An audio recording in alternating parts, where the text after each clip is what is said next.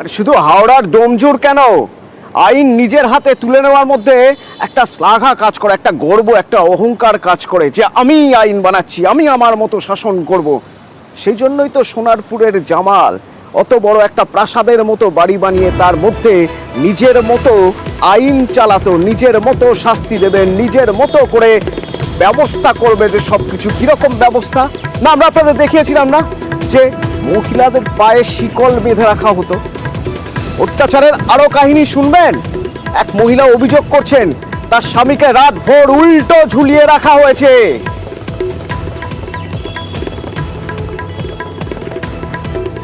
অর্পণ প্রতিনিধি আমার সঙ্গে রয়েছেন সরাসরি। অর্পণ, নতুন অভিযোগ জামালের বিরুদ্ধে।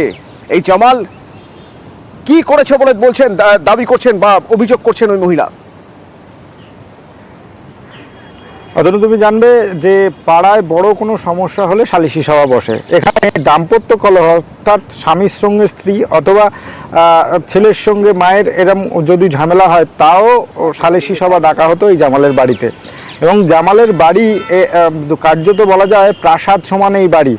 যেখানে বাড়ির এই যে এলাকা, সার্বিক এলাকা যদি দেখা যায়, সেখানে ভালো করে রাস্তা নেই, পিচের রাস্তা নেই, পিচ তো দূরে থাক, কংক্রিটের রাস্তাও মাঝে মধ্যে দেখতে পাই না আমরা, আসতে গিয়ে সেখানে সমস্যা হচ্ছে।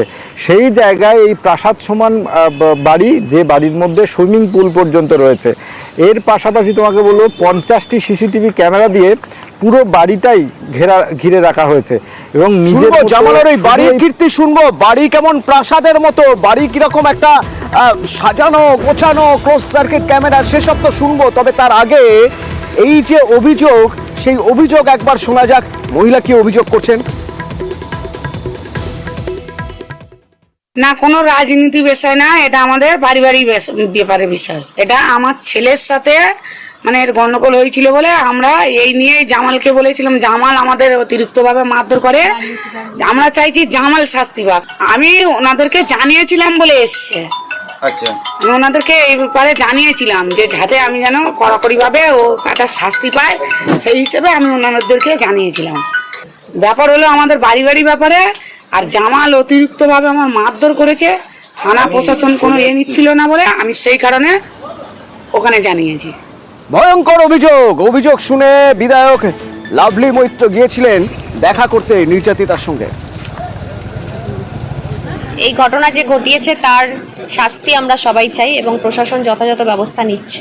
এটা ওনাদের পারিবারিক একটা সমস্যা এবং সেই পারিবারিক সমস্যার সমাধানের জন্য এই জামাল বলে যে ব্যক্তি আছে, যার বিরুদ্ধে অভিযোগ আছে, তার কাছে উনি গেছিলেন। সেই জায়গায় উনি অভিযোগ করেছেন যে জামাল সর্দার ওনার ওপর অত্যাচার করেছে এবং মূল অভিযুক্ত যিনি আছেন জামাল সর্দার, তাকে যত তাড়াতাড়ি সম্ভব প্রশাসন তাকেও গ্রেপ্তার করবে। এর সঙ্গে তৃণমূল কংগ্রেসের বা রাজনৈতিকভাবে কোনো সম্পর্ক নেই। জামাল সর্দার পদবী সর্দার বলে নিজেকে সর্দারই ভেবে রেখেছিলেন, আর তাই বাড়িতে সালিশি সভা বসাতেন।